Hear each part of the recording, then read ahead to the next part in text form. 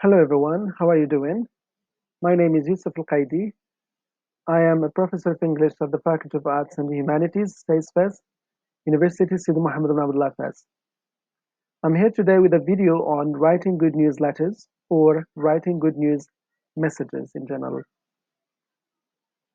As you know, under the situation we are living in these days, I think the best news that we are all waiting for is, of course, the end of this pandemic and the end of this nightmare and the end of the fears and the uncertainties associated with it.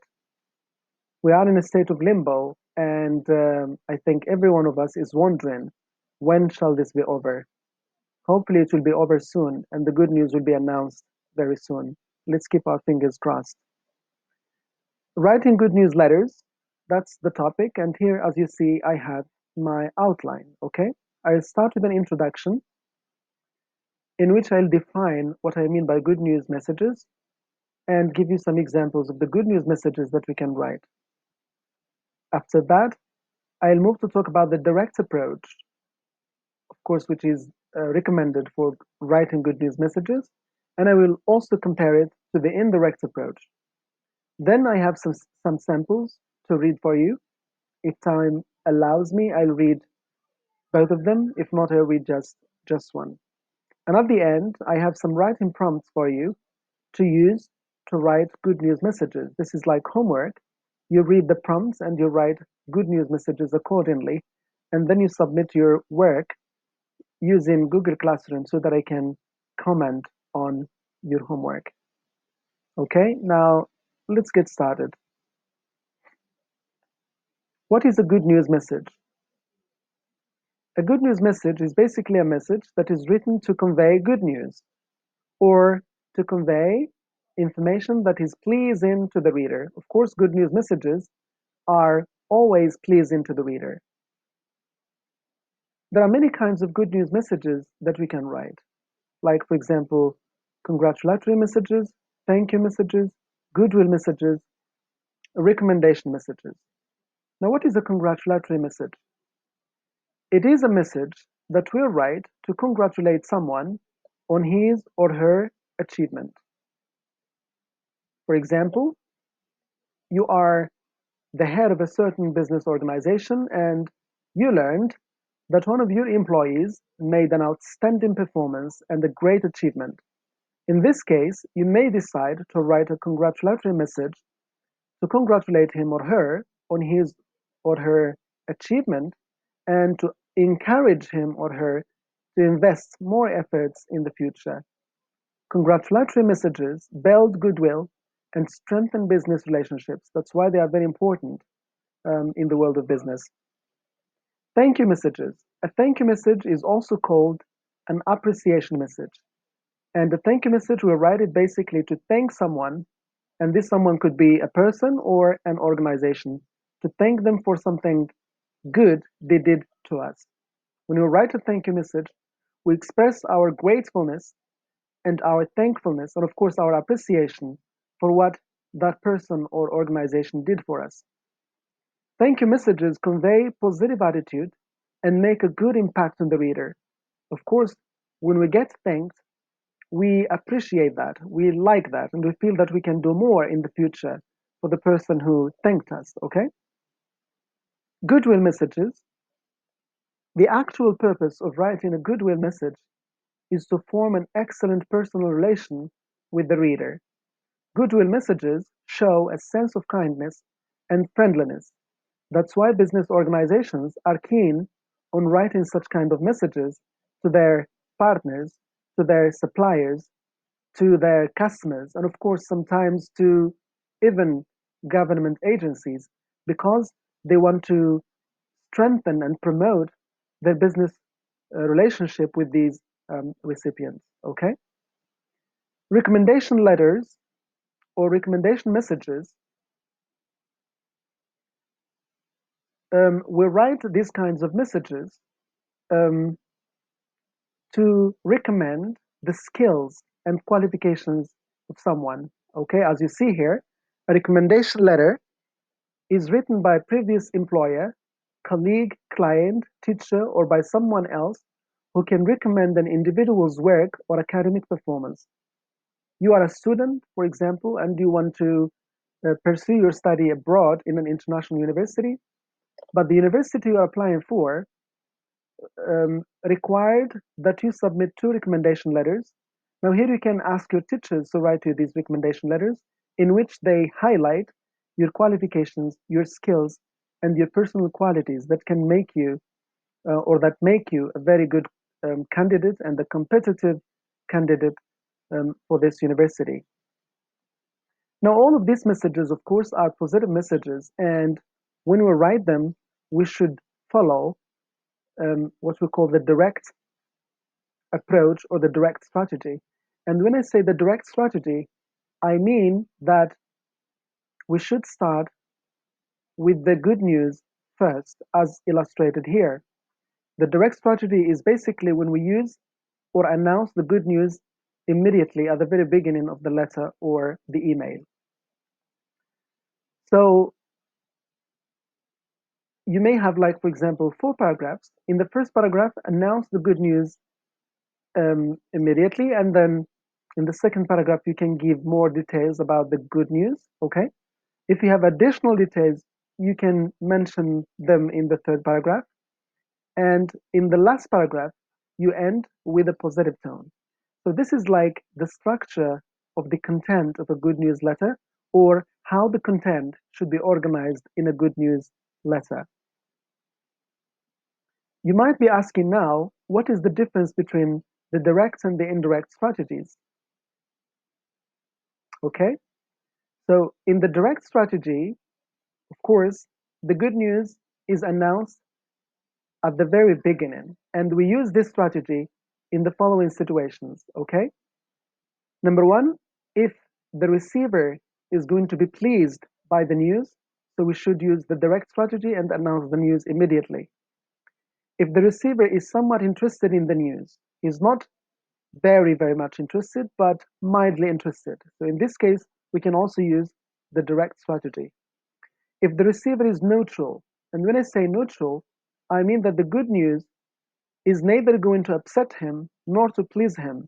So in this case, we can also use the direct strategy and announce the news immediately at the top of the message, as you see here. The opposite is the indirect strategy.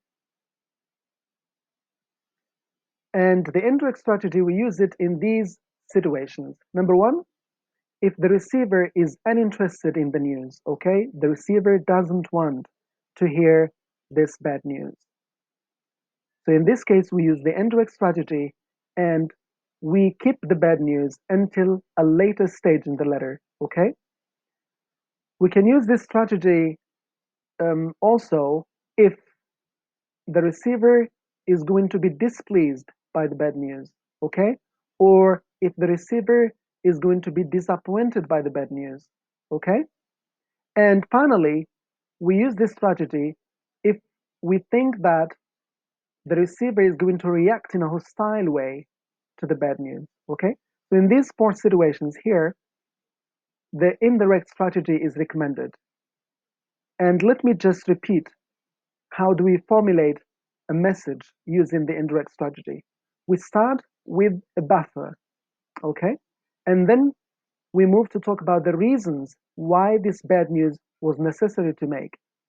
And then we announce the bad news. And at the end, we end with a positive tone. Now, when we formulate a message in this way, we try to reduce the effect, the shocking effects of that bad news, of course, okay? All right, so I hope I made it clear the difference between direct and indirect strategies. Now here I have 2 samples of good news messages. One of them is an email, as you see, and the other is a letter, okay? Now, as you see, this letter is formatted according to the guidelines and the standards of a full blocked format, okay? With a standard and a customized letterhead at the top, and then the date line, the inside address, the salutation or the greeting, and then the subject line, and we said that the subject line is optional, and then the body here, and at the bottom we have the complementary clause and the signature block. So this is the full blocked format, okay? Now let us read the letter. Dear Mr. Durante, you should receive by April the 26th a second shipment of the speakers, VCRs, headphones, and other digital equipment that you ordered April the 2nd. So as you see, the writer of this letter announced the good news immediately, okay? In the second paragraph, he's probably going to give more details about the good news. Okay, let us read and see. The first shipment of this order was delivered April the 10th to 451 Main Street, Yonkers, New York, New York. When no one at that address would accept the shipment, it was returned to us. Now that I have your letter, I see that the order should have been sent to 359 South Broadway Avenue, Yonkers, New York. Now it seems that in this second paragraph, the writer is trying to regain the confidence of his customer by explaining what happened and by suggesting plans for improvement in the future. So this is apparently an adjustment letter. And if you remember, an adjustment letter is a letter that is written in response to a claim or to a complaint letter to correct a wrong that has been done to the customer. And that's the case of this letter that we are reading now. In the third paragraph, and the last one, your respect is important to us, Mr. Durante. Although our rock bottom discount prices have enabled us to build a volume business, we don't want to be so large that we lose touch with valued customers like you. So as you see, the tone is very positive and very courteous at the end. So here, the writer closes confidently with genuine appeal for customers' respect. All right. Okay, we still have some minutes. Now let's have a look at just the opening of this email, right? Hi folks, it is less formal. I mean, it's not very much formal because it starts with hi folks.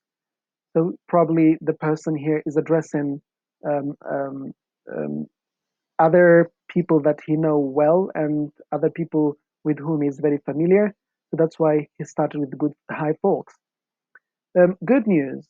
You may now schedule teleconference meetings because we have hired Intercall to be our web conferencing provider. For those of you unfamiliar with running a web conference, here are a few guidelines. So here he announces the good news immediately, right? And then he explains the details of this good news by using many graphic devices, like for example headings, bulletin, boldface, etc. For the sake of clarity, of course, okay, to guarantee the utmost clarity of his email. Now at the end,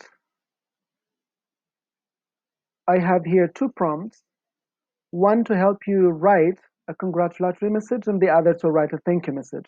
Now let me read the prompts for you. A coworker has been promoted to assistant credit manager. Although you were hoping to get this possession, write a letter congratulating her or him on the promotion. Okay? And the second prompt, write an appreciation letter. Your manager, Mrs. Gray, has recommended you for a small select training program. Write a letter to Mrs. Gray expressing your appreciation for this opportunity. Okay? Your manager selected you from a large pool of other um, workers to participate in a training program. This is an act that should be appreciated, of course, and you need to write an appreciation letter thanking your manager for selecting you. Okay? Now, I expect to receive these messages very soon so that I can comment on them. And I come now to the end of this um, video lecture. I hope it was clear, though it was short. Um, and I thank you for watching and listening. Take good care and see you in another video.